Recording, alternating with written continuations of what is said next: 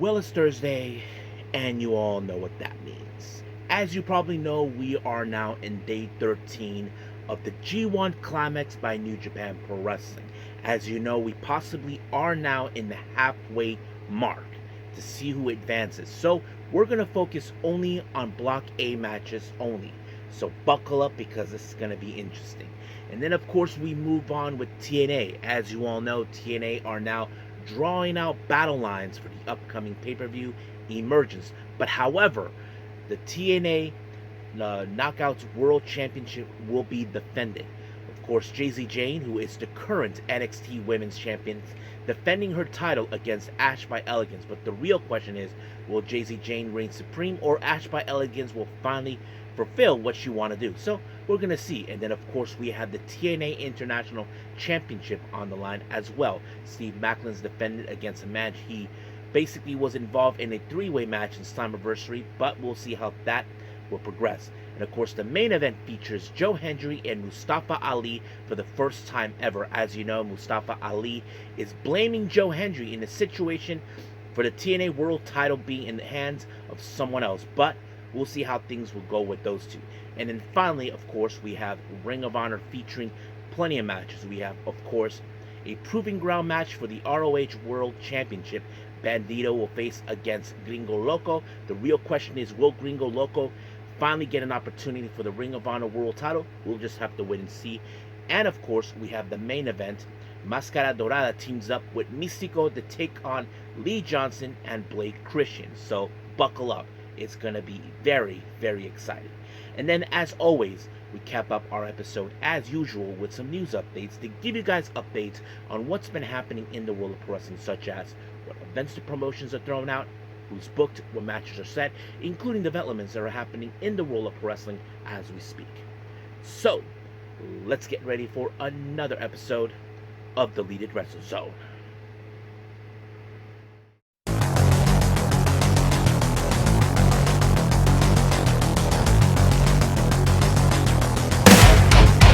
Are you ready? Get up, get up. Get up, get up. Get up, get up. Get up, get up. Get up, get up. Get up, get up. Hey everyone, welcome to the Deleted Wrestle Zone. All things that is pro wrestling with AEW, NXT, New Japan Pro Wrestling, TNA, the National Wrestling Alliance, various promotions, wrestlers, matches, and championships. I am your host, J-Rod here. So, if you are new to the channel, welcome. This is a channel we do a lot of pro wrestling reviews from various promotions, not only here in the United States, but also in Japan, Mexico, Canada, Europe, the UK, anywhere in the world. Pro wrestling is not as big, but it continues to grow. We also, of course, do discussion videos, talk about various topics such as the wrestlers themselves, the promotions, factions, storylines, whatever we want to talk about. We also, of course, do more news updates. If certain information was unable to be on this episode, we can either put it on the next one or on a separate video by itself. We also, of course, do real-time news updates to keep you guys on alert if something has happened in the world of wrestling that needs to be addressed ASAP. We also, of course, got the Unagi Sayaka Watch and various other cool wrestling content as well. So if you like what you see, please subscribe to us or click on that subscribe button. You'll be getting a lot of daily reviews and other cool wrestling content as well. But if you like this episode, please give us a like on the like button or a nice comment in the description down below. Now,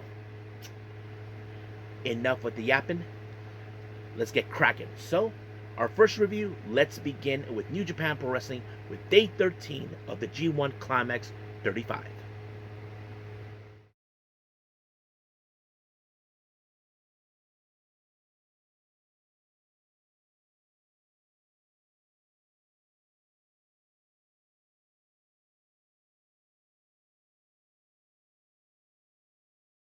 Okay, New Japan Pro Wrestling. We continue with Day 13 of the G1 Climax 35, and this is their much recent show. It took place back once again in Korakuen Hall. Now, as I mentioned before, we are only focusing on Block A matches only. Now, our first match, we have Cal Newman versus Taichi. Now, these two gentlemen are completely tied with this total of 6 points. So I think this is the question where we ask ourselves, who will be breaking this tie to advance? I mean, I think some people would prefer the younger generation since he's very impressive.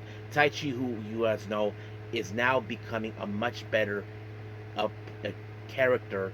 I mean, coming from Suzuki-gun, Just Five Guys, I have to say he has grown so much.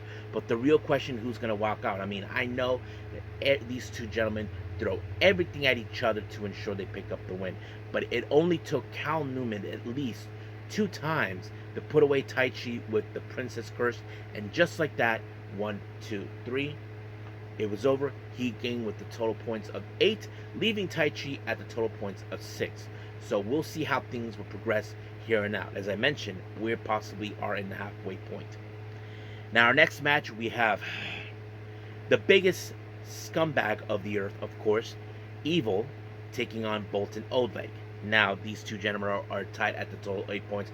But, of course, when it comes to Evil, you know that the House of Losers are determined to ensure that Evil wins this tournament in order for them to get their hands on the IWGP World Heavyweight title. But we did see, of course, that idiot Dick Togo attack Boltin Oleg right before the bell ring. And, of course, that big dumb brute, Fale, decided to get involved too. And they tried to soften up, of course, Boltin Oleg to ensure that he loses. But it did not go down according to plan in the beginning. And, of course, Boltin Oleg, I have to say, he put a lot of effort to ensure, of course, to stay in the fight no matter what Evil threw at him. But of course, Evil, with his sinister's way, he decided to put the ref in collateral damage by putting him in front of Boltin Oleg, knocking him out, giving chance to Tweedledee and Tweedledum, Dick Togo and Fale to get involved. And of course, Fale destroyed Boltin Oleg, putting him through a table, leaving Evil to do the everything is evil. And just like that, 1, 2, 3. I hate when this bastard win. God damn it. Please, someone stop him. I don't want him seeing to win IWGP World Heavyweight title because it's going to be a disaster. That bastard gained 10 points. I just hope he does not win. Someone stop him, please. Anyway, let's move on. Our next match, well, another member of the House of Losers, Sanada, takes on the Ace, Hiroshi Tanahashi. Now, of course, when it comes to Sanada, you all know, as much as a member of House of Losers, he's a much bigger scumbag as Evil as well. Because, of course, he was going to do whatever it takes to win, and that's exactly what he did. Sanada, as you know, he thought he had everything planned out. He even used that goddamn guitar onto Tanahashi, and then when he thought he had him, well, it didn't work accordingly because unaware to him because, oops! Tanahashi surprised everybody by applying a move that is totally unexpected. The inside cradle, and just like that, 1, 2, 3, yes! The Ace won the match. And of course, Sanada being like a deer in headlights, like, what just happened? What just happened? What a moron. He didn't even see that one coming. Of course, he's going to cry in the back like a little big baby that he is. So, thank God the Ace won. So, he got the total points of 8, leaving Sanada, of course, at the total points of 6. Our next match, we have Rohei Oiwa versus Yuya Uemura. So, as you probably know, these two guys are no strangers from each other. If you guys know, these guys were part of the same class when they started out as young lions, along with Yota Tsuji. Now, if all of you remember, Yuya Uemura went to LA to learn from Shibata, while, of course, Rohei Oiwa, well, he went on excursion to Noah and learned from Zack Sabre Jr.'s friend and mentor. So you probably can guess how that's going to turn up. But I was hoping that in some capacity Yuya Uemura was going to win, because he seems like the guy who wants to surpass but go beyond what Tanahashi has created. He's telling him, if you guys remember, he told him, Tanahashi, I will never be you. You gave me this pressure to be you, but the truth is, I will never be you, but I will go beyond what you couldn't have done back in the day. I'm going to be the rising sun that reaches new heights. And that's exactly what he intends to do. And that's what he was trying to do, of course. But there were some great moments where you thought, okay, Oiwa would have had the upper hand. But somehow Yuya Uemura was able to pull it off when he applied the deadbolt suplex. And just like that, 1, 2, 3. Just like that, Uemura picked up another 2 points with a total of 10, leaving Oiwa with, of course, with the total points of 8. Now, our main event, this one's a good, interesting one. You can call this a rematch from a few months ago. We have David Finlay versus Yota Tsuji. Now, some of you may question, what do you mean by rematch, J-Rod?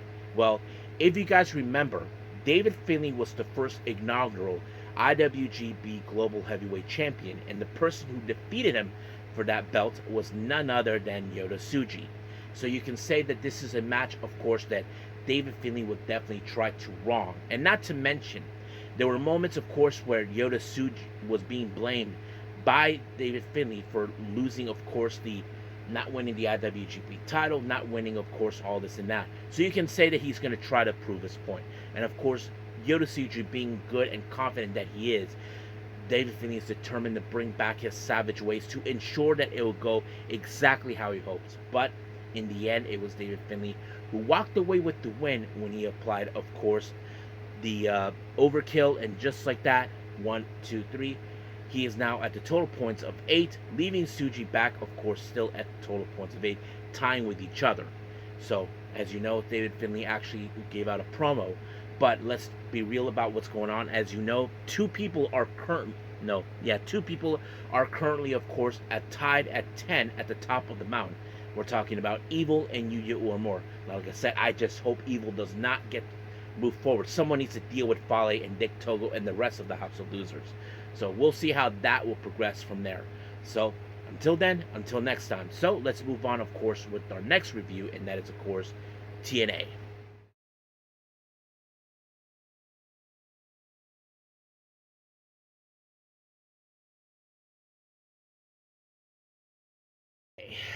TNA. As you know, battle lines are now being drawn for the upcoming pay-per-view.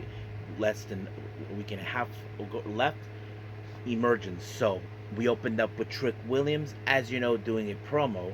As you know, Trick Williams will be defending the TNA World Title at Emergence against Moose. Yep. So Moose comes out, of course, and he decided to give him a whoop that Trick moment, of course. And that's exactly what he did. So the real question is, should Trick be worried about him? Well, as you know, these two will team up in a 4-on-4 match this coming Tuesday against Darkseid. Well, we'll just have to wait and see.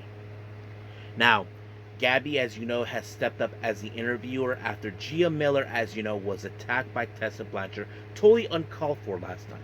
So Gia Miller saying that she was okay, but she also gave a warning to Tessa. That, of course, if she does make her return back to work and she puts another hand of her, she was going to effing kill her. And I think she is not joking, folks. Now, Tessa can say she doesn't have it in her, but we'll see. Now, of course, Gia Miller took back her position as, of course, as interviewer. She talked to Joe Hendry, who is in fact talking about his upcoming match in the main event against Mustafa Ali. You know, Mustafa Ali, as you know, he tells the world that he hides behind his Secret Service, of course. And that's exactly what Mustafa Ali's been doing the entire time. He does hide behind him, and Joe Hendry is not wrong. So we'll see what happens in the main event. Now, Mike Santana made a little stop visit to say hi to Sami Callihan, to talk about, of course, he said, look, let me put this whole thing with the TNA World Title on the line. How about you and I rip it up at Emergence? And of course, he said, why not? Let's do it. But later they were interrupted by Eric Young and the rest of the Northern Armory. Eric Young is telling Mike Santana that you couldn't succeed in bringing the TNA World Title. Try to get under his skin. That is the last thing that Mike Santana needs. But of course, he has to now focus to do something for Sami. But Eric Young is going to try to get under his skin. I'm sure of that. So we'll see where that leads us from there. Now, Frank Kazarian made his way towards, of course, going to the commentary to witness the match for the TNA International Championship between Steve Maclin and, of course, Jake something. Now, if you guys remember recently, we did see Steve Maclin defend this belt at Slammiversary in a three-way match between, of course, Jake something and Mance Warner, where, of course, Mance Warner was the one who lost, but it was Jake something, of course, who was not the one that got pinned, but he continued to pursue this belt. However, this match went way out of control until the match was called off in a double countout, and then all hell broke loose. Both men refuses to fight, separate. They continued to fight until everything went up to hell. So we'll see where that goes from there. Now, Steph the Landers and Mance Warner were on their way to talk to Santino, so they went to his office. But later, they decided to do a little something. So we'll get to that in a bit. Now, Cedric Alexander said that, as you all know, many wrestlers like him have paid attention to promotions like TNA because of one particular thing, which was the X Division title, which had no weight limits. He talked about greats like AJ Styles, Samoa Joe, Christopher Daniels, and a whole lot of lists of people who actually hold that belt. So now he feels that he has to cement his legacy. But he looks at Leon Slater and saying, the guy is 20 years old. He's not even yet reached his prime. So he's probably trying to prove his point, saying, kid, you may be good, but you're nowhere near where your excellence will begin. So we'll see what happens from there. Now, our next match, we have Xia Brookside and Li Yingling to deal with the Elegance brand, consistent of M and Heather. Now, of course, you all know that there's been some tensions with their respected friends. Of course, the Elegance brands, Ash is trying to win the TNA Knockouts World Title, and Xia Brookside and Li Ying are friends with Masha, in hoping that she gets back the TNA Knockouts World Title. But things didn't go according to plan for the Elegance brand, because it was Li Yingling with the facebuster on M, and just like that, 1, 2, 3, it was over.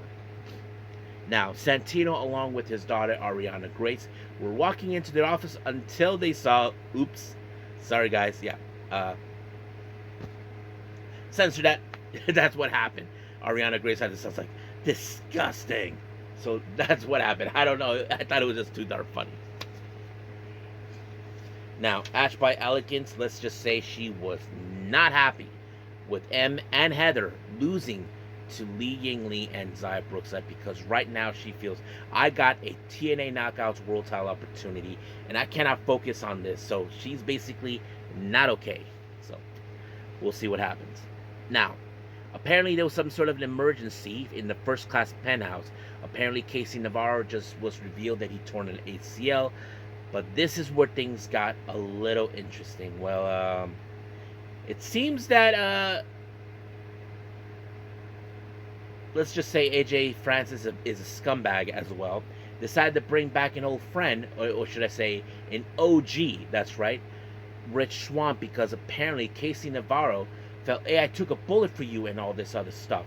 But he's like, but AJ saying, but it was your fault we lost the tag team belts. So basically he took the blame. I wouldn't be surprised if Casey Navarro comes back and gets revenge on First Class. So we'll see where that goes. Now, Mara Sade, as you know, made her debut, teaming up with the Inspiration to take on the Elegance brands and Success. And now she's here to make a statement of her own. And she faces against Vicious Vicky. Now, of course, I can tell you this match ended with Mara Sade winning the match. And just like that, 1, 2, 3, it was over. Now, we got the TNA Knockouts World Title. Ash by Elegance challenges Jay-Z Jane for this belt. Things would have gone great, but of course, as you know, the old saying goes, an eye for an eye. So basically, Masha attacked Ash by Elegance to show her, hey, this is what you cost me, bitch. So that's exactly what happened. Of course, all hell broke loose. We did see, of course, the Elegance brand and, of course, the Fatal Influence showing up. And then, of course, Li Ying and Xia Brookside, and then finally, the Inspiration. So all hell broke loose in the whole division, so we'll see what happens.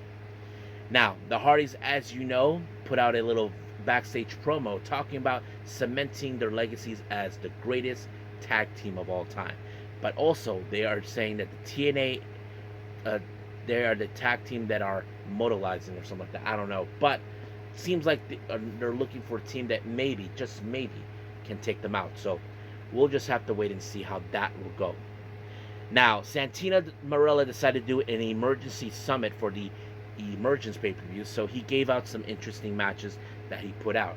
Apparently, the TNA International Championship, how things went down, well, they decided to go into a no count-out match where basically all hell will go, they can beat the crap out of each other. And then, of course, he talked about a four-way match for the TNA Knockouts World Tag Team titles. Steve Macklin and Mike Santana, and of course, I forgot what other match, but he also talked about, of course, the Menace brothers, about their chances of getting a rematch for the TNA tag team belts. But it seems like it's not going to happen because uh, Nick Bennett has been suspended and all that. So that exactly what Santino put out. Now, our main event is Mustafa Ali versus Joe Hendry. Now, if you all know, this happened because Mustafa Ali feels that Joe Hendry is responsible that this mess happened, that he was the cause, that the TNA World title is in the hands of NXT, and he feels that he is the guy who's going to do the right thing and bring it back. But Joe Hendry was not going to stand by and let this nonsense by Mustafa Ali to criticize him, saying, hey, you hide behind your Secret Service because you're a coward. And he was right. Of course, the Secret Service was going to get involved, and of course, those idiots, the Great Hands. But Tasha Steelz even got involved, and then, of course, Agent Cero got involved. Mustafa Ali defeated Joe Hendry with the 450 splash, and it was over. But I wouldn't be surprised. I would not let my guard down by Mustafa Ali thinking you just beat him. No. Joe Hendry will try to humiliate and embarrass Mustafa Ali in every way possible. So we'll see how things will go from there. So we'll wait until next week. But right now, let's move on to our last and final review, Ring of Honor.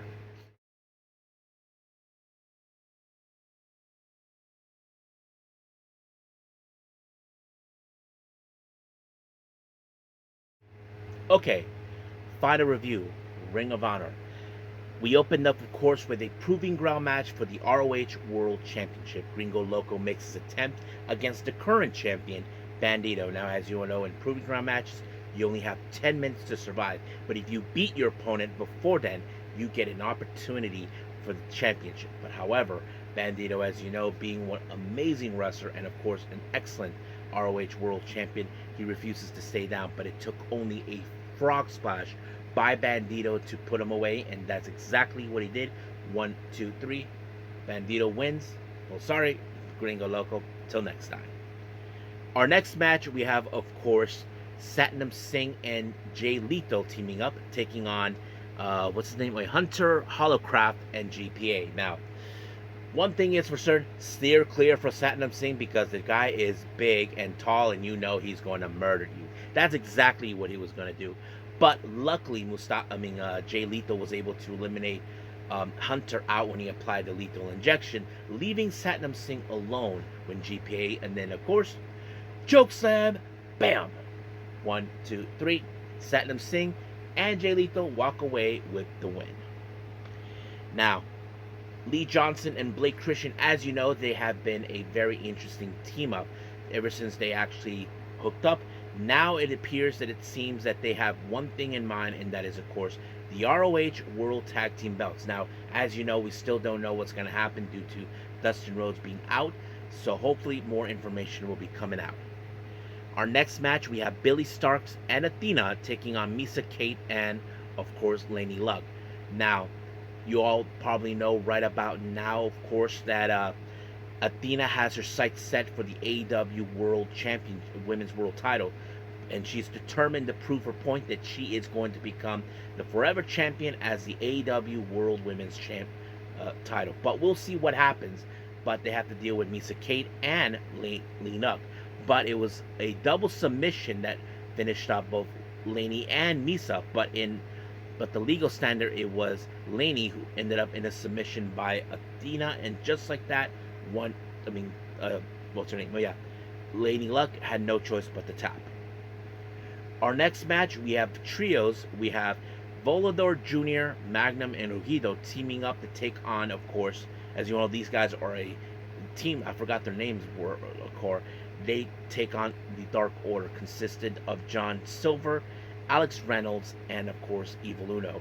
But I have to say, we know that these two teams are good these two teams are great because Dark Order, we know their history. We've seen them where they have expanded. And of course, we've seen what Volador Jr., Magnum, and Rugido have come from. But I think we could say it's an upset if you want, but I have to say it's a statement now that with Volador pinning, of course, Evil Uno with that casita, and just like that, 1, 2, 3, it was over. But the real question is, could Volador Jr., Rugido, Magnum will make a play for the ROH 6-man tag team belts? Well, that's something we will see down the road. Now, QT Marshall did a backstage promo, talked about Paul Walter Hauser. As you know, QT acts like he thinks he's a bigger star. Talked about, of course, that he didn't know there was alcohol in there. We all know he knew because he just tries to prove that he's better than him. But he said that he was going to embarrass him and all that. Well, I wouldn't hold up to Hauser's, he'll probably get even regardless of what he thinks. So we'll see. Now, our main event is Blake Christian and Lee Johnson taking on Máscara Dorada and Mystico. It was a pretty good match. Of course, a lot of high spots taking place, if you probably noticed.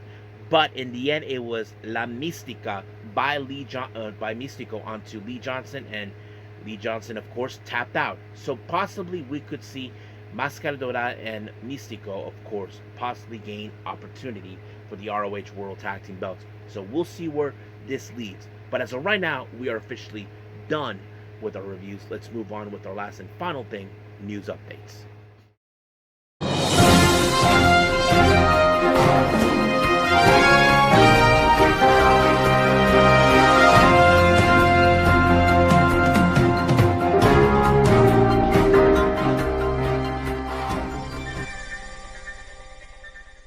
Okay, so welcome to our news updates.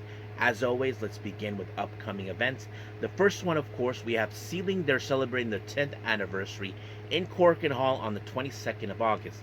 It was announced that Hate, the current, of course, Stardom, the Goddesses of Stardom Tag Team Champions, Raka and Natsuko Tora, will take on Honora Hana and Unagi Sayaka. Now, of course, Unagi is familiarized with both Natsuko Tora and Raka, but we'll see how things will progress. Now, as you know, GCW will be making a return back to Atlantic City for Homecoming for a 2-night event. On night 1, which is, of course, August 23rd, there's going to be this thing called the Garage Beer World Title.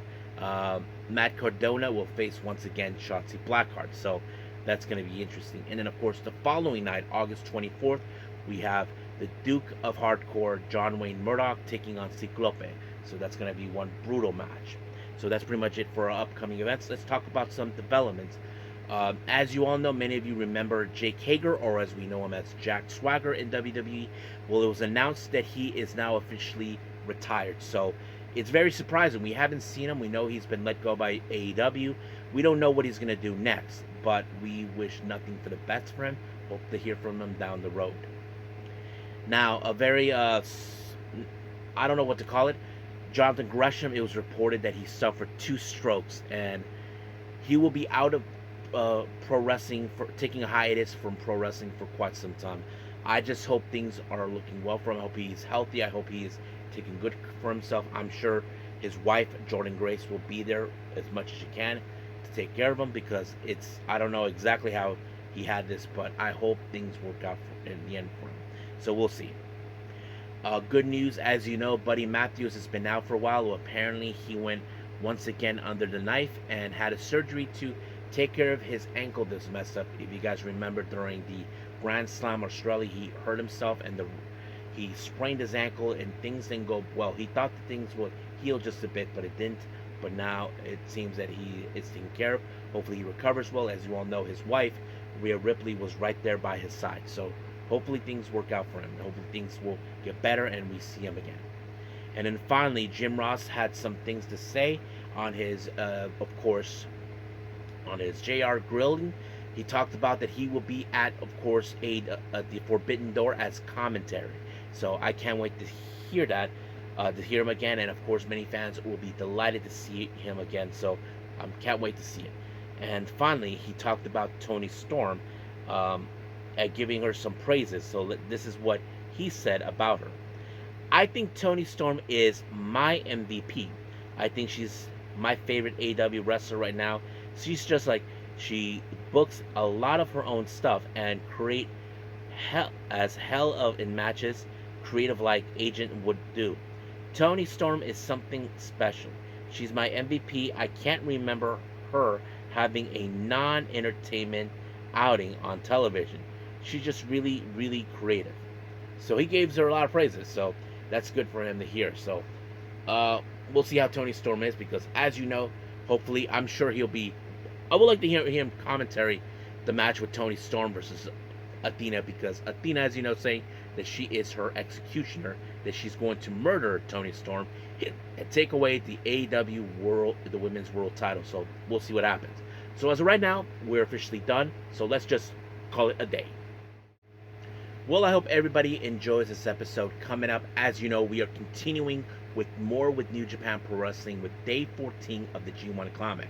So we're probably going to focus on B block matches. I'm guessing we're now in the point where maybe we're going to have eliminations out. I mean, they will continue with the tournament, but we'll see how things will go. So I can't wait to see how things will progress in the B block. And I just hope Net Renderita does not win this one. And if there's any other reviews I might do, I'll do those. Like I said, I'm behind on certain events with the Yoshi Wrestling. I'm going to focus on that instead. I'm going to try to catch up with from Mighty Gold, SEAdLINNG, Marvelous, Tokyo Pro Wrestling, and possibly Stardom. As you know, we already begun with the 5-star Grand Prix. So I'm going to see if I can catch up with all of them as possible. I don't care how long it takes, but I'll catch up with them. So we'll see what happens. But as of right now, I'll call it a day, and until then, I will see you guys in the next DWZ time, same DWZ channel. I must bid all of you adieu. So, goodbye, and have a nice day. Bang.